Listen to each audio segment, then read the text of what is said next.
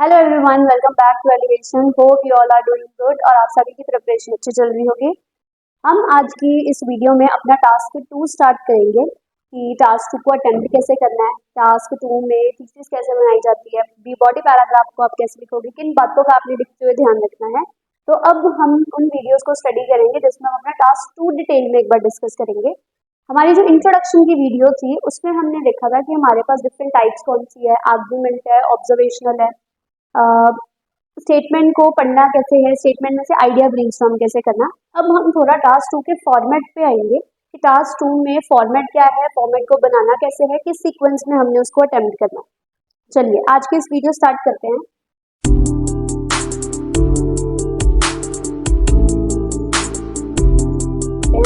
सबसे पहले ना हम फॉर्मेट देखते हैं, हमारे पास टास्क 2 में फॉर्मेट क्या है। सबसे पहले देख सकते हो आप, मैंने ना यहाँ पे एक सैंपल लिखा हुआ है।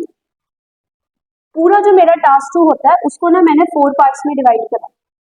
सबसे पहले मैंने बनानी है इंट्रोडक्शन, उसके बाद बनेगा BP1, देन BP2 और लास्ट पे बनेगा मेरा कंक्लूजन। अब हमने इनको लिखना कैसे है, किन किन एस्पेक्ट्स को हमने इनमें इंक्लूड करना है, इसमें लेंथ कैसे बनानी है, इलेबोरेशन को हमने कैसे बताना है, सिचुएशन को डिस्क्राइब कैसे करना है, वो जो हमारे सारे पर्सपेक्टिव्स होते हैं वो यहाँ पर हमारे पूरे टास्क 2 में कवर हो जाते हैं। अब हम देखते हैं फॉर्मेट में है क्या। सबसे पहले ना हमारी एक इंट्रोडक्शन बनेगी, जैसे कि आप यहाँ पे देख सकते हो। उसके बाद आपने ना एक ब्लैंक लाइन छोड़नी है, फिर आपका बॉडी पैराग्राफ 1 आएगा, उसके बाद बॉडी पैराग्राफ 2 और लास्ट में ना आपने एक छोटा सा वहां पे कंक्लूजन देना है जो आपके टास्क को वहां पे खत्म करेगा। इन 4 पैरामीटर्स पे हमने अपना टास्क को पूरा करना है। अब हम अगली स्लाइड्स में सबसे पहले स्टडी करेंगे कि हमने इंट्रोडक्शन को कैसे बनाना है। सबसे ऊपर मैंने इंट्रोडक्शन बनाई है। इंट्रोडक्शन अब हमारे पास 7 to 8 टाइप्स हैं, उनकी सभी की इंट्रोडक्शन हमने कैसे लिखी है। अब हम 1 by 1 इनको स्टडी करेंगे, पर उससे पहले हम एक बार इंट्रोडक्शन देखेंगे, इंट्रोडक्शन में होता क्या है। जैसे कि आप देख सकते हो यहाँ पे मैंने स्लाइड में इंट्रोडक्शन की एक डिस्क्रिप्शन बताई है और यहाँ पे मैंने ये 2 बताया। इंट्रोडक्शन में हमने बेसिकली इन 2 चीजों को कवर करना है। सबसे पहले हम अपनी स्टेटमेंट को करते हैं पैराफ्रेज और उसके बाद मैंने वहां पे बनानी होती है उसकी थीसिस लाइन। इंट्रोडक्शन में बस ये 2 चीजें ही कवर होती हैं। आपके पास स्टेटमेंट है, 3 लाइन की स्टेटमेंट है, 4 लाइन की स्टेटमेंट है, 2 लाइन की स्टेटमेंट है, जितनी मर्जी स्टेटमेंट आ जाए, कोई हमारे लिए चीज मैटर नहीं करती। हमने सिर्फ उसी स्टेटमेंट में से, चाहे वो 3 लाइन की हो चाहे वो 4 लाइन की हो, उसी में से हमने पैराफ्रेजिंग और थीसिस बनानी है।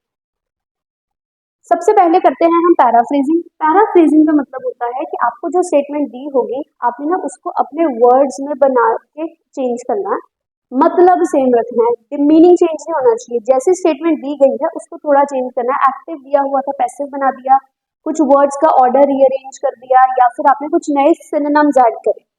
उसके बाद हमने थीसिस लाइन बनानी होती है। थीसिस लाइन का मतलब होता है आपको जो क्वेश्चन टाइप गिवन है आपने उसकी डिस्क्रिप्शन देनी है। अब आप प्रूव क्या करने वाले। अब हम स्लाइड्स में एक बार देखेंगे पैराफ्रेजिंग और थीसिस को लिखनी कैसे। उससे पहले इन बातों का ध्यान रखना है, इंट्रोडक्शन ओवर लेंथ नहीं बनानी, बहुत बड़ी नहीं बनानी, क्योंकि बड़े हमारे थोड़े बॉडी पैराग्राफ बनने वाले हैं। इंट्रोडक्शन और कंक्लूजन को हमने थोड़ा सा छोटा रखना है। जब आपने पैराफ्रेजिंग बनानी है उस टाइम पे आपने ध्यान रखना है आपकी ओरिजिनल स्टेटमेंट का जो मीनिंग है वो सेम रहे, वो चेंज नहीं होना चाहिए। सारे आपके फॉर्मल लैंग्वेज होनी चाहिए। आपने कोई ईडियम यूज नहीं करना, कोई इनफॉर्मल वर्ड यूज नहीं करना, और इवन आपने वहां पे कोई स्लैंग वर्ड भी यूज नहीं करना। All these words are prohibited while writing, so it's important try to write only formal words, focus on word choice। अब ये word choice क्या होता है। अब फॉर एग्जांपल आपको ना आपका टास्क ना ओल्डर पीपल पे आ गया, अब डिस्क्रिप्शन तो दोगे ओल्डर पीपल की। अब ओल्डर पीपल को डिस्क्राइब करते हुए ना अपने ओल्डर पीपल के लिए यंग पीपल वर्ड भी यूज करना, तो ये हमारा रॉन्ग वर्ड सिलेक्शन हो गया। आपका टास्क बच्चों पे चल रहा है, आप चिल्ड्रन बता रहे हो, चिल्ड्रन को लिखते लिखते आपने गलती से चिल्ड्रन की जगह वर्ड ना मेच्योर पीपल यूज कर दिया, या फिर आपने वहां पे ना एडल्ट पीपल लिख दिया। अगर आप इस तरह से गलत वर्ड यूज कर लोगे तो वहां पे भी आपका जो स्कोर है वो डिडक्ट हो सकता है, तो हमने इन बातों का ध्यान रखना।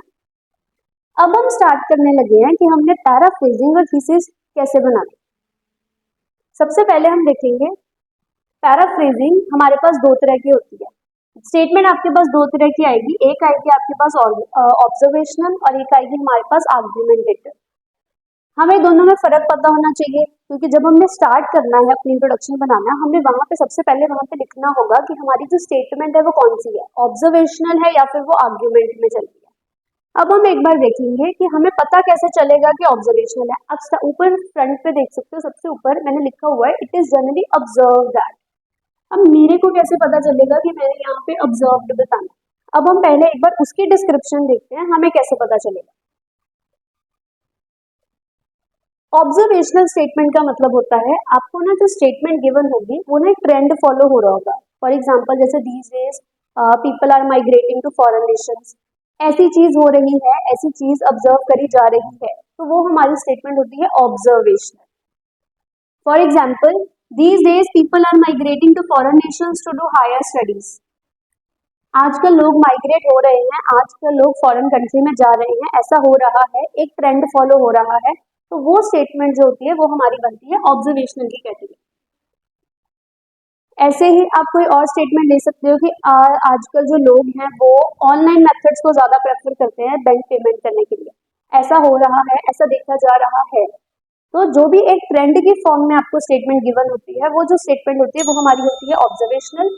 इसी के साथ आर्ग्यूमेंट, आर्ग्यूमेंट में क्या होता है कि कोई पर्सन ना अपना ओपिनियन शेयर कर रहा होता है। आपको स्टेटमेंट में मेंशन होगा some people believe that, however other people opine that, it is believed by some individuals, some section of society believe that, opine that, consider that, think that, है ना। कोई भी स्टेटमेंट जिसमें आपको इस तरह से कोई अपना ओपिनियन बताएगा या फिर वो एक आर्ग्यूमेंट में स्टेटमेंट को लेके आएगा, वो वाली जो स्टेटमेंट्स होती हैं वो हमारी आर्ग्यूमेंट स्टेटमेंट्स में कवर होती है। फर्क सिर्फ इतना है, अगर वो आपकी स्टेटमेंट ऑब्जर्वेशनल है तो आपने अपनी पैराफ्रेजिंग को शुरू करना होगा it is generally observe that, उसके बाद आपकी पैराफ्रेजिंग स्टार्ट हो जाएगी। ऐसे ही अगर आपको आर्ग्यूड आ गया तो it is generally argued that, फिर आपकी जो स्टेटमेंट है वो आर्ग्यूड पे आ जाएगी। सिर्फ यही मेन डिफरेंशिएशन है, जो ऑब्जर्वेशनल होगा उसमें ट्रेंड फॉलो होगा, लेकिन जो आर्ग्यूमेंट होगा उस स्टेटमेंट में आपको एक आर्ग्यूमेंट गिवन होगा बिलीव के साथ। Believe that it is better for children to learn begin learning a foreign language at primary school rather than secondary school. कोई पर्सन अपना ओपिनियन बता रहा है कि अगर आपने फॉरेन लैंग्वेज को स्टडी करना है तो आप उसको प्राइमरी में शुरू कर लो इंस्टेड ऑफ सेकेंडरी। तो कोई एक पर्सन इधर ज्यादा फेवर करने की कोशिश कर रहा है, तो ये जो स्टेटमेंट्स होती हैं ये हमारी आर्ग्यूमेंट्री कैटेगरी में कवर होती है। आई होप आपको एक बारी इन दोनों में डिफरेंशिएशन क्लियर हो गई होगी कि ऑब्जर्वेशनल क्या है और आर्ग्यूमेंट क्या है। इन दोनों टाइप की जो स्टेटमेंट्स होती है ये जनरली हमारी काम आती है जब हमने अपनी पैराफ्रेजिंग बनानी है। अब हम अगली स्लाइड्स में पैराफ्रेजिंग और थीसिस डिस्कस करेंगे अलग अलग टाइप की वन बाय वन। चलिए अब स्टार्ट करते हैं आगे। सबसे पहले स्टेटमेंट रीड करनी है। सबसे पहले nowadays many people do not know their neighbours, what are the reasons and what are its possible solutions. आपको एक स्टेटमेंट गिवन है कि आजकल जो लोग हैं उनको अपने नेबर्स के बारे में पता नहीं है। पूछा क्या है उसने स्टेटमेंट में, रीजंस बताओ और इस चीज के सॉल्यूशंस क्या है। फाइन। अब सबसे पहले आपने चेक करना है स्टेटमेंट कौन सी, ऑब्जर्वेशनल आर्गुमेंट। अब चेक करो, सम पीपल बिलीव, कोई पर्सन अपना ओपिनियन दे रहा है, नो। किसी ने कोई आर्गुमेंट करी, नो। कुछ भी हमने ऐसे गिवन नहीं है। आजकल लोगों को पता नहीं है नेबर्स के बारे में, तो ये चीज हो रही है, तो ये हमें एक ऑब्जर्वेशनल स्टेटमेंट गिवन है। अब हमें ये पता लग गया ऑब्जर्वेशनल है, अब हमें अपनी पैराफ्रेजिंग स्टार्ट करनी है। सबसे पहले देखेंगे, एक पॉइंट सिंपल सा याद रखना है, आपको जो क्वेश्चन मार्क्स दिए होंगे, जो क्वेश्चन मार्क होते हैं, आपको एक गिवन हो, दो गिवन हो, तीन गिवन हो, जितने मर्जी हो, क्वेश्चन मार्क की आपने थीसिस बनानी होगी। थीसिस का जन्म मतलब सिर्फ इतना होता है कि आपने अपनी बॉडी पैराग्राफ में एक्सप्लेन किया करना है। उसके ऊपर जितना भी पोर्शन होगा, रेस्ट ऑफ द जो आपकी स्टेटमेंट होगी क्वेश्चन मार्क्स को छोड़ के, उसकी आपने पैराफ्रेजिंग करनी है। अब हम सबसे पहले पैराफ्रेजिंग देखेंगे। मैंने पैराफ्रेजिंग कैसे करी, it is generally observe that. Statement मेरी ऑब्जर्वेशनल है तो मैंने ऑब्जर्व दैट कर दिया। अब या तो आप सेंटेंस फॉर्मेशन चेंज कर दो या फिर आपने अपने कुछ वर्ड्स को रीअरेंज कर दो, उसके अकॉर्डिंग आप पैराफ्रेजिंग बना सकते हो। मैंने यहाँ पे लिखा है सेवरल इंडिविजुअल्स, मैनी की जगह वर्ड मैंने पिक किया सेवरल, पीपल की जगह मैंने लिखा individuals are not familiar with those people, उनके साथ who are living next to door to them. जो उनके अगले वाले घर में रहते हैं। थोड़े से मैंने वर्ड्स चेंज करे, मतलब मेरा सेम है, तो यहाँ पे ना यहाँ से लेके यहाँ तक मेरी ना पैराफ्रेजिंग डन हो गई। अभी मैंने आपको स्टार्टिंग में बताया था जो क्वेश्चन मार्क होते हैं उनकी मेरी थीसिस लाइन बनती है और रेस्ट ऑफ द स्टेटमेंट मेरा पैराफ्रेजिंग में जाता है। आपको छोटी स्टेटमेंट गिवन है, बड़ी स्टेटमेंट गिवन है, जैसी मर्जी हो, आपने जितनी स्टेटमेंट गिवन होगी उसी को पैराफ्रेज करना है। और पैराफ्रेजिंग के टाइम ध्यान रखना मतलब नहीं बदलना चाहिए, नहीं तो आपका स्टेटमेंट चेंज हो जाएगी, आप अलग गलत आइडियाज पिक कर लोगे वहां पे। पैराफ्रेजिंग हो गई। सबसे पहले हम करेंगे पैराफ्रेजिंग, ठीक है। पैराफ्रेजिंग के बाद हमने बनानी है थीसिस लाइन। अब मेरी पैराफ्रेजिंग हो गई और अब मैंने यहाँ पे ना थीसिस लाइन कवर कर दी। थीसिस लाइन हम लिखेंगे अपने क्वेश्चन मार्क के अकॉर्डिंग, जिस ऑर्डर में आपको क्वेश्चन मार्क्स गिवन होते हैं उसी ऑर्डर में हमने उसको अटेम्प्ट करना है। पहले क्वेश्चन में आपको क्या पूछा गया है, रीजंस, तो पहले आप रीजंस की थीसिस मार्क करोगे, उसके बाद आपको पूछा गया है सॉल्यूशंस, उसके बाद आप सॉल्यूशंस को मार्क करोगे। For example, this mainly happens due to many reasons, यह हो रहा है बहुत सारे कारणों से, रीजंस की line. However it can be solved by taking numerous effective measures, however इसको हम डिफरेंट मेथड्स की हेल्प से सॉल्व कर सकते हैं। अब आपके माइंड में क्वेश्चन यहाँ स्ट्राइक करेगा कि हमें कैसे पता चलेगा कि हमने यहाँ पे हाउएवर यूज करना। अब एक पॉइंट समझेंगे। सबसे पहले मैंने रीजंस लिखे कि लोगों को अपने नेबर्स के बारे में नहीं पता, उसके बाद मैं सॉल्यूशंस लिखूंगी। अब इसको ठीक कैसे करना, जब मैं सॉल्यूशंस लिखूंगी तो लोगों को नेबर्स के बारे में पता लगना शुरू हो जाएगा। फॉर एग्जांपल मैंने लिखा इवेंट्स ऑर्गेनाइज करो, ट्रिप्स ऑर्गेनाइज करो जहाँ पे वो एक दूसरे से मिले, है ना। तो यहाँ पे लोगों को नहीं पता एक दूसरे के बारे में, यहाँ पे लोगों को पता होगा एक दूसरे के बारे में, तो दोनों ही जो मेरे क्वेश्चंस होंगे वो आपस में कॉन्ट्राडिक्ट करेंगे, एक दूसरे के उल्टा जाएंगे। तो इस सिचुएशन को सेटिस्फाई करने के लिए हमने वहां पे हाउएवर लगाना। हाउएवर हमारा एक ऑपोजिट कनेक्टर होता है कि पहले लोगों को नहीं पता, अब इन सोल्यूशन से लोगों को पता लग जाएगा। इसी कारण से हमने वहां पे हाउएवर लगाया। पहले यह कारण है जिसके कारण लोगों को नहीं पता, हाउएवर इसके थ्रू लोगों को पता चल सकता है। आई होप आपको क्लियर होगा कि हमने रीजंस और सोल्यूशन की जो थीसिस है उसको कैसे बनाना, हाउएवर हमने क्यों लिखा। एक तो तरीका होता है हमारे पास ये वाला, आप सिंपल सी लाइंस बना दो। एक तरीका हमारे पास होता है आप साथ में अपने आइडियाज भी बता सकते हो। अब आइडियाज कैसे बताएंगे हम वो देखेंगे। पैराफ्रेजिंग सेम रहती है, पैराफ्रेजिंग में हमारा एज सच कोई चेंज नहीं आता, no need to worry, as it is same line है। चेंज होगी हमारी थीसिस लाइन। थीसिस में भी क्या होगा, आपके पास ऑप्शन होगी कि आप वहां पे अपने आइडियाज को बता सकते हो। फॉर एग्जाम्पल, अब मैंने यहाँ पे आइडिया लिखा कि आजकल लोगों का हेक्टिक शेड्यूल है और लोग टेक्नोलॉजी के साथ एडिक्टेड है जिसके कारण यह हो रहा है। However it can be solved by taking some measures. आप चाहो तो सोल्यूशन की लाइन को भी रिप्लेस कर दो, सोल्यूशन में भी अपने आइडियाज को डालो, आप चाहो तो सिर्फ एक में अपने आइडियाज डालो, दोनों ही तरीके बिल्कुल ठीक होते हैं, आप जैसे मर्जी बना सकते हो। आई होप आपको एक बार क्लियर हो गया होगा कि पैराफ्रेजिंग कैसे करोगे और आप थीसिस लाइन कैसे बनाओगे। बस इतना पॉइंट ध्यान रखना है, क्वेश्चन मार्क के लिए थीसिस बनती है और बाकी सारे पोर्शन के लिए हमने पैराफ्रेजिंग करनी है। और शुरू करने से पहले आपने चेक कर लेना है कि आप ऑब्जर्व करोगे या फिर वहां पे आगे। It's very important to consider. I hope आपको ये क्लियर हो गया होगा। अब हम अगली स्लाइड पे देखेंगे नेक्स्ट टाइप में हमने किस तरह से करना। स्टेटमेंट देखेंगे। सबसे पहले स्टेटमेंट है हमारे पास married demerit. Nowadays, more and more people are using online methods for receiving and making payments. What are its merits and demerits? आपको स्टेटमेंट गिवन है कि आजकल जो लोग हैं वो ऑनलाइन मेथड्स को यूज करते हैं एप्लीकेशंस को या तो पेमेंट लेने के लिए या फिर पेमेंट को रिसीव करने के लिए। इस चीज के आपके फायदे नुकसान बताने हैं। फोकस क्वेश्चन मार्क के ऊपर जरूर रखना है कि क्वेश्चन मार्क में आपसे पूछा क्या गया है। करने का तरीका वही है। अब हम देखेंगे कि हमने इसमें पैराफ्रेजिंग कैसे करनी है और थीसिस लाइन कैसे बनानी है। सबसे पहले स्टार्ट करेंगे पैराफ्रेजिंग। इसकी हर स्लाइड में आपको दो तरीके से मैं थीसिस बताऊंगी। एक तो आप सिंपल जो पूछा गया है मैरिड डीमेरिड उसके अकॉर्डिंग लाइन बनाओ, और साथ ही में हम देखेंगे कि हम अगर उसमें अपने आइडियाज डालने हो तो आप कैसे डाल सकते हो। सबसे पहले वही स्टेटमेंट में चेक करो, ऑब्जर्वेशनल के आर्गुमेंट चेक करो जरा एक बारी, आपको सम पीपल बिलीव या किसी पर्सन का ओपिनियन दिया हो या फिर आपको ट्रेंड दिया हुआ है। आजकल लोग ऐसा करते हैं, तो एक ट्रेंड के बारे में बात चल रही है, तो स्टेटमेंट मेरी क्या होगी, it is generally observed these days. उसके बाद मैंने अपनी स्टेटमेंट को कर देना है पैराफ्रेज, ध्यान रखना है, मतलब सेम रखना है, ग्रामर का स्ट्रक्चर चेंज करो या फिर आप वहां पे कुछ वर्ड्स को रीअरेंज करो या फिर कुछ नए वर्ड्स डालो। These days majority of individuals are utilising online portals. ऊपर मेरे पास था ऑनलाइन मेथड्स, मैंने यहाँ पे वर्ड चेंज कर दिया ऑनलाइन पोर्टल्स। अगर आपने इतना ध्यान रखना है, आपको सपोज ऑनलाइन मेथड्स है वर्ड, है ना, आपको एज इट इज कोई सिनोनिम मिल नहीं रहा, कोई सिमिलर वर्ड उस टाइम याद नहीं आ रहा, आपने वहां पे कोशिश करनी है कि जो एक वर्ड दिया हुआ है इसको एज इट इज रहने दो, इसके पीछे वर्ड चेंज कर दो। यहाँ पे मैंने लिखा हुआ है ऑनलाइन पोर्टल्स, आप लिखो online platforms, even you can also right online applications.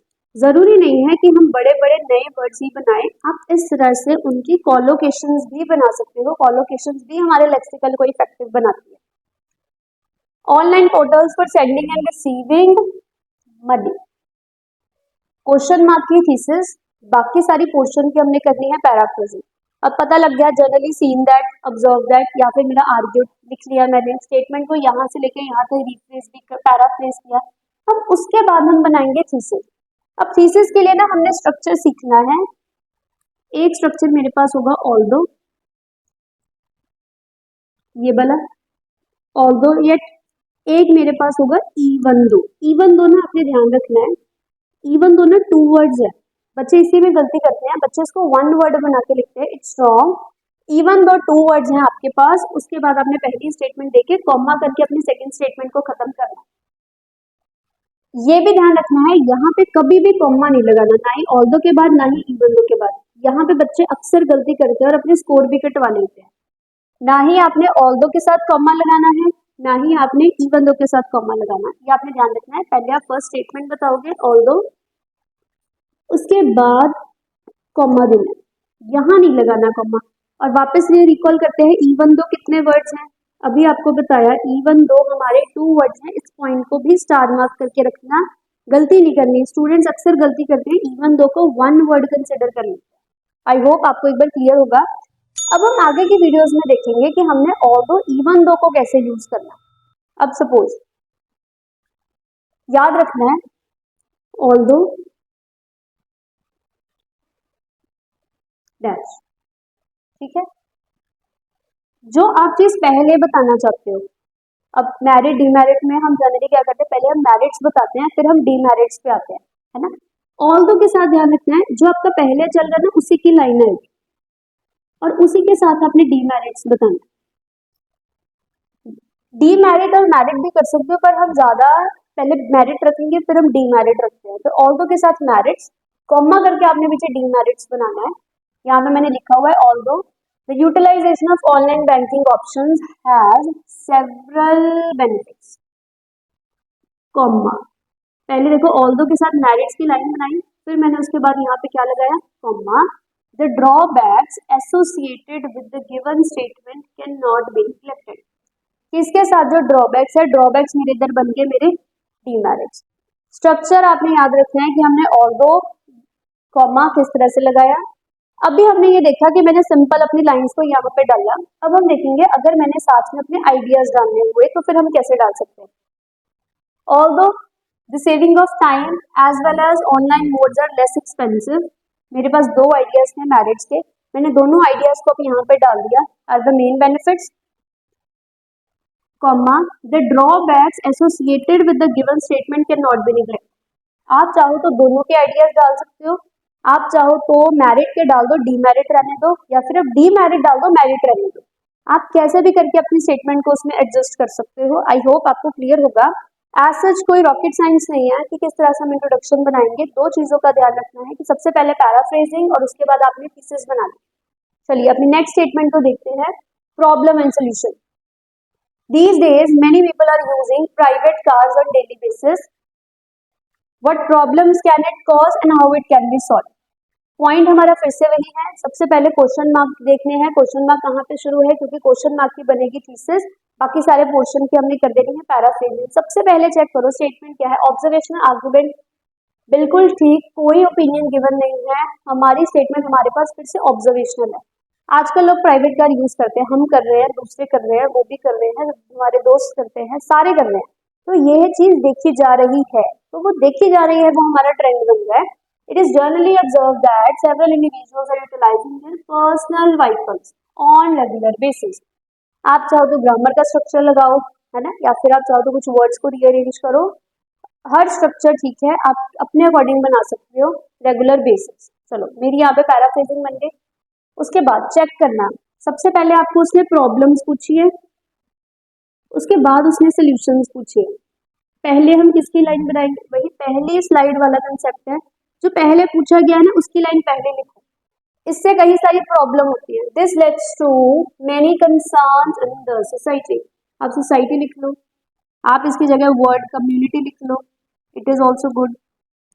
आप वर्ड चॉइस अपने अकॉर्डिंग चेंज कर सकते हो। उसके बाद अब यहाँ पे प्रॉब्लम है व्हीकल चलाने से, सोल्यूशन को लिखने से ना वो प्रॉब्लम धीरे धीरे मेरी कम हो जाएगी।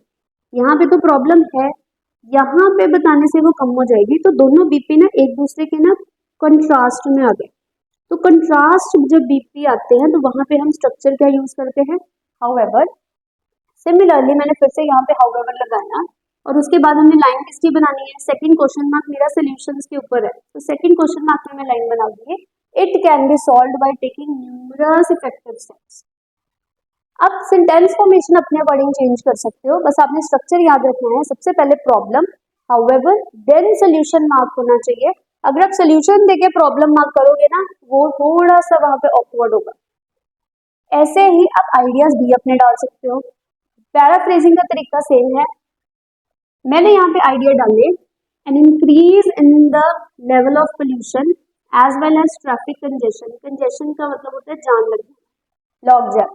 Traffic congestion are the noteworthy concerns, however it can be solved. आप प्रॉब्लम्स के नए सोल्यूशन के आइडिया देना चाहते हो, वो भी डाल सकते हो। अभी तो हम यहाँ पे ना सिर्फ प्रॉब्लम एक साइड के आइडियाज लिख रहे हैं। जब हम इन्हीं कंक्लूजन की वीडियो पे आएंगे तब हमने क्या करना है, हम प्रॉब्लम्स को सिंपल लिख देंगे, सोल्यूशंस में अपने आइडियाज डालेंगे। वो भी हम आने वाली वीडियो में एक बार देखेंगे कि हम उसको कैसे बना सकते हैं। चलिए अब नेक्स्ट स्लाइड देखते हैं। Next type, in some nations parents are sending their children for higher studies, is it positive और नेगेटिव।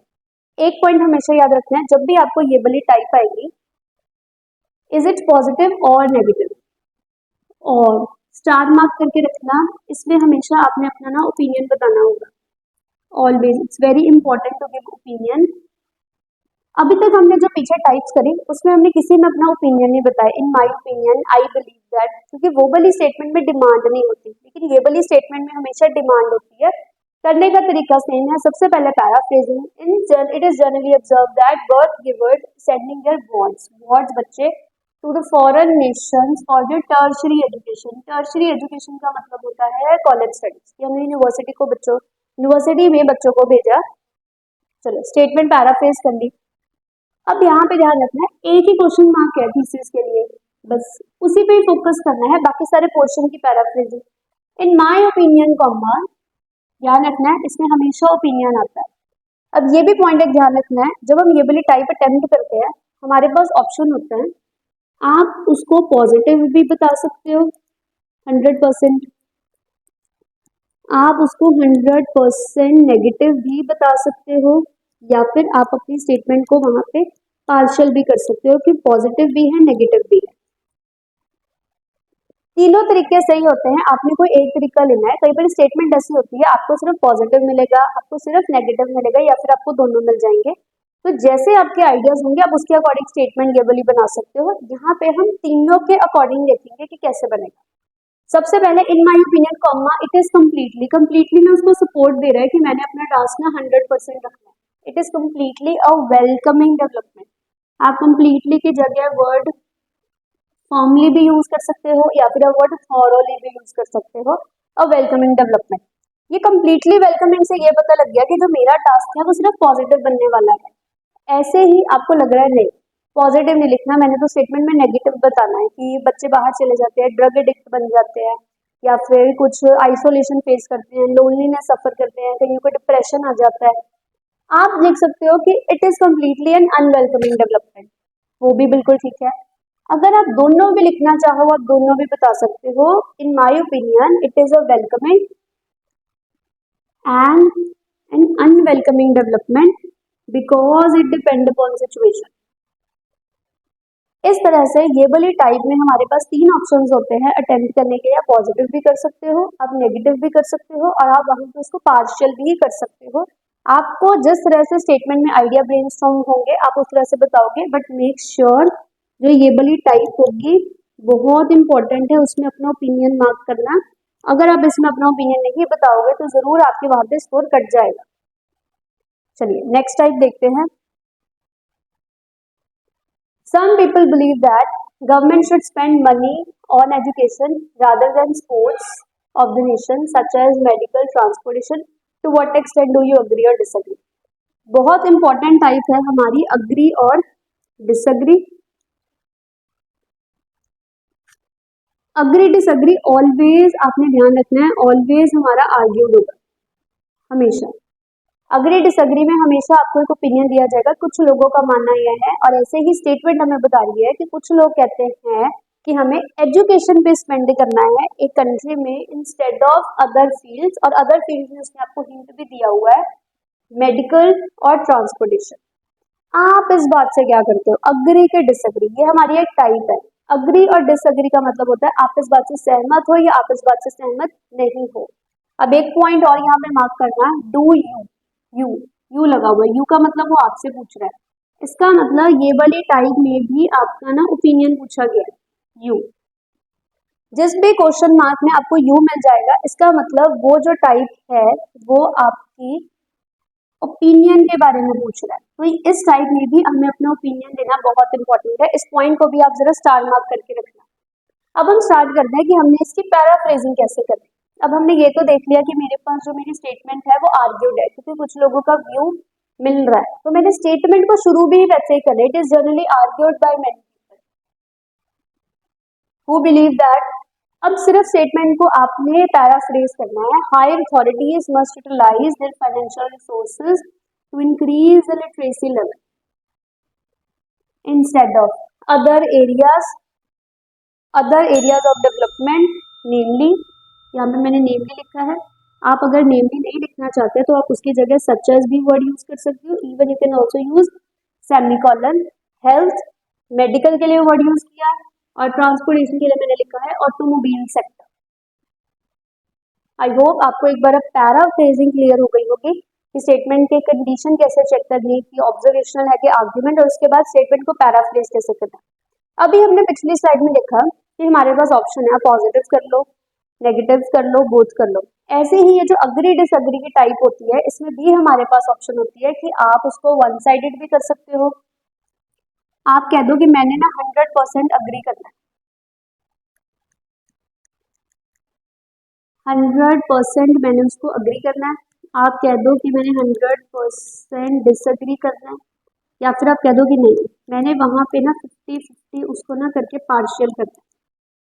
हमारे पास इसमें तीनों ही ऑप्शंस होती हैं। आप इसको साथ साथ में नोट करते जाना कि आप उसको अग्री भी कर सकते हो, इवन आप वहां पे अपनी स्टेटमेंट को डिसअग्री भी कर सकते हो। अब हम एक बार ही देखेंगे तीनों की थीसिस कैसे बनती है। सबसे पहले मेरे पास टाइप है मेरी अग्री। मैंने सिर्फ अग्री करा, मैंने लिखा I completely endorse this opinion. Endorse का मतलब होता है मैं इसको मानती हूँ, कंप्लीटली का मतलब है मैं इसको पूरी तरह से मानती हूँ। I completely endorse this opinion due to certain reasons. आपके जो भी रीजन होंगे अब आप उसको डाल भी सकते हो, आप उसको सिंपल इस तरह से भी लिख सकते हो। पॉइंट ध्यान रखना है, सिर्फ मैंने अग्री करा है तो मैंने लिख दिया आई कंप्लीटली। ऐसे ही आप कर सकते हो डिसअग्री। डिसअग्री की थीसिस पैराफ्रेजिंग तक सारा सेम है। फिर उसके बाद मैंने लिखा however comma I completely oppose. Point ध्यान रखना है, अग्री में इंडोर्स है, डिसअग्री में अपोज है, this opinion due to certain reasons. अब एक और पॉइंट आपके माइंड में स्ट्राइक करेगा कि यहाँ पे तो मैंने हाउएवर किया, आई से करा है सिंपल, है ना, लेकिन यहाँ पे मैंने हाउएवर क्यों किया। अब ये भी पॉइंट ध्यान रखना है, जैसी स्टेटमेंट दी गई थी एज इट इज उसको मानना, सिंपल, वो अग्री होता है। जैसी स्टेटमेंट दी गई थी उसके उल्टा जाने वाले हो उसको अपोज करना चाहते हो, अब जैसे स्टेटमेंट जैसे तो उस पर उल्टा जा रहे हो, है ना, तो वो जो उल्टा जाना होगा वो आपको हाउ एवर से बताना पड़ेगा। हाउ एवर का मतलब यही होगा कि आप वहां पे डिसएग्री करो। I completely oppose this opinion due to certain reason. I hope आपको एक बार क्लियर हो गया होगा कि अगर हमने अग्री करना है तो थीसिस कैसे लिखेंगे डिसएग्री के टाइम। अब एक स्ट्रक्चर देखेंगे कि हमने पार्शियल कैसे करना। स्टेटमेंट मेरी सेम है, सिर्फ थीसिस लाइन चेंज होगी। थीसिस के लिए भी हम इसमें ऑल्दो यूज करते हैं। Although to some extent I endorse, endorse का मतलब होता है मैं इसको मानती हूँ, endorse this opinion comma I believe that its other side can not be neglected. Other side वहां पे मेरा डिसएग्री बनेगा। इंडोर्स अग्री होता है, अदर साइड डिसएग्री होता है। आप अपने आइडियाज को भी बीच में डाल सकते हो स्टेटमेंट को। Although to some extent I believe that spending on education is vital. पहले वो एजुकेशन पे फेवर कर रहा है कि एजुकेशन इज बेटर, एजुकेशन पे खर्चा करो इंस्टेड ऑफ अदर फैक्टर्स, तो मैंने एजुकेशन को फेवर करा। Is vital for the nation. I believe that importance of medical and automobile sector can not be neglected. आप इस तरह से भी पार्शियल की थीसिस बना सकते हो। आप इस तरह से बीच में स्टेटमेंट को डाल के भी अपनी थीसिस बना सकते हो। दोनों ही ऑप्शंस बिल्कुल ठीक है। चलिए, आई होप आपको एक बार क्लियर हो गया होगा कि अब अपनी डिफरेंट स्टेटमेंट्स करनी है कि आपने थीसिस कैसे बनानी है, आप पैराफ्रेजिंग कैसे बनाओगे। चलिए नेक्स्ट स्टेटमेंट देखते हैं, discuss both views and give your opinion. Discuss both views में स्टेटमेंट में क्या होगा कि आपको दो स्टेटमेंट्स दी गई होंगी, दोनों ही जो लोग होंगे वो अपने अपने व्यूज बताएंगे। ये दोनों व्यूज एक दूसरे के कॉन्ट्राडिक्टरी होते हैं। फॉर एग्जाम्पल, कुछ लोग कहते हैं कि हमें ग्रुप में पढ़ना चाहिए, लेकिन कुछ लोग कहते हैं कि नहीं, आप ना स्टडी अलोन, आप अकेले पढ़ो। बस जो स्टेटमेंट दी गई है एज इट इज उसको सेटिस्फाई करना। सबसे पहले हमने बनाना है इसमें पैराफ्रेजिंग। फिर से चेक करो, some people think that, other people believe that. अभी हमने करा था जब बिलीव या किसी ने अपना ओपिनियन दिया होगा तो वो स्टेटमेंट हमेशा हमारी होगी आर्ग्यू। तो स्टेटमेंट मैंने बनाया, it is generally argued by many individuals whether tutees होते हैं हमारे students, whether tutees do their learning in a collaborative way और दे शुड स्टडी अलोन। चलो पैराफ्रेजिंग हो गई मेरी, ठीक है। आप चाहो तो दोनों को अलग अलग भी वहां पे पैराफ्रेज कर सकते हो, इवन आप वेदर और स्ट्रक्चर भी वहां पे यूज कर सकते हो। पहले हमने देखी पॉजिटिव नेगेटिव, फिर हमने देखा अग्री डिसएग्री। अब ये उसके जैसे थर्ड टाइप है, इसमें भी आपके पास तीन ऑप्शन होंगे। आप चाहो तो फर्स्ट व्यू को सपोर्ट कर लो, फर्स्ट व्यू, आप चाहो तो सेकंड व्यू को सपोर्ट कर लो, या फिर आप ना बोथ की तरफ जा सकते हो। दोनों ही ऑप्शंस ठीक होते हैं। अब आप देखो आपको कौन सा तरीका ठीक लगता है। जो पहले होंगे सम पीपल, ये होगा मेरा फर्स्ट व्यू। हाउ एवर के बाद ये जो अदर पीपल होंगे ना, ये मेरा होगा second view. Discuss both views में दो तरह के व्यूज होते हैं, फॉर्मर और लेटर। आपने थीसिस के अकॉर्डिंग देखना है कि आपको कौन सा व्यू ठीक लगता है। आपको पहला ठीक लगता है, पहले से बनाओ। आपको दूसरा ठीक लगता है, आप दूसरे का बनाओ। हमें दोनों ठीक लगेंगे, हम दोनों का बनाएंगे। For example, I, however, believe that studying with the classmates is important for better learning. ये वाले में मैंने ना अपना फर्स्ट व्यू फेवर करा, पर नहीं, मेरे को लग रहा है मैं सेकंड करूं। I believe that studying alone is important. मैंने यहाँ पे अपना सेकंड व्यू को सपोर्ट कर दिया। इस तरह से डिस्कस बोथ व्यूज में आपके पास ऑप्शन होंगे, आप किसी को भी फेवर कर सकते हैं। ऐसे ही मैंने सोचा नहीं, दोनों तरफ जाना, तो दोनों तरफ की थीसिस में मैंने बताना अपना ओपिनियन है, ये ध्यान रखना है। I however believe that both methods of studying, और उसके बाद मैंने यहाँ पे लगाया अपना नेमली। अभी पिछली वीडियो नेमली की जगह आप such as B word use कर सकते हो, या फिर आप यहाँ पे सेमीकोलन भी डाल सकते हो। सेमीकोलन ध्यान रखना है, फुल स्टॉप लगा के उसके नीचे comma. Learning in groups and individual basis have their own significance. इस तरीके से आपको जो तरीका अच्छा लगे, या फिर जिस साइड के आइडियाज आपके पास बेटर होंगे, या फिर आपको लगता है कि ये मैं साइड ज्यादा अच्छे से बता सकता हूँ, उसके अकॉर्डिंग आप बना सकते हैं। ऐसे ही हमारे पास अगली टाइप है आउटवे। आउटवे में ध्यान रखना है, जब भी आपको आउटवे की टाइप आएगी, इसको भी जरा मार्क करना। जब भी आपने आउटवे की टाइप को मेंशन करना है, हमेशा आपने वहां पे अपना ओपिनियन देना है। आउटवे का मतलब होता है एक किसी से ज्यादा है। होती ये टाइप मेरिट और डीमेरिट की ही तरह है, जो हमने सबसे पहले देखी। थोड़ा सा फर्क होता है, बस उसमें आउटवे करके हमने एक को ज्यादा बताना होता है। सबसे पहले देखेंगे पैराफ्रेजिंग। स्टेटमेंट को अच्छे से रीड करना है। स्टेटमेंट में उसने बोला कि कुछ लोग गैप ले लेते हैं, गैप ईयर फॉलो करते हैं यूनिवर्सिटी या फिर अपनी स्टडी कंप्लीट, यूनिवर्सिटी स्टार्ट करने से पहले या फिर अपनी स्टडी पूरी होने के बाद, इन ऑर्डर टू ट्रैवल और टू वर्क। ट्रैवल हो गया मेरा घूमना फिरना, या फिर वो करेंगे वहां पे काम। सबसे पहले paraphrasing, it is generally observe that, कोई ओपिनियन ऊपर दिया नहीं हुआ, नो नीड टू मेंशन आगे। Some students prefer to have a gap year before starting their further education as they design to explore the world और to opt होता है लेना some sort of field work. Work बता सकते हो आप, even यहाँ पे वर्क की जगह एक्सपीरियंस भी वर्ड यूज कर सकते हो। चलो मेरी पैराफ्रेजिंग हो गई। अब उसके बाद मैरिड डीमैरिड में हम हमेशा ऑल्दो येट यूज करते हैं। उसने बोला है कि do the merits of this outweighs demerits, वो पूछ रहा है क्या मैरिट आउटवे करते हैं डीमेरिट्स के, तो हमने लिखना है although having a gap year has some drawbacks for individuals. उसने पूछा है क्या मैरिट आउटवे करते हैं, मैरिट आउटवे मतलब वो मैरिट्स को ज्यादा पूछ रहा है। मैंने लिखा gap year has some drawbacks for children, तो मैंने ऑल्दो में के साथ पहले क्या लगा दिया, ड्रॉबैक्स, मतलब पहले मेरा चल रहा है डीमेरिट्स। आई होप आपको पहली वाली स्लाइड का याद होगा। अब लगेगा कॉमा और उसके पीछे लाइन बतानी है। उसने मैरिट ज्यादा पूछे हैं तो इसका मतलब ज्यादा वाला मेरा पीछे जाएगा कॉमा के साथ।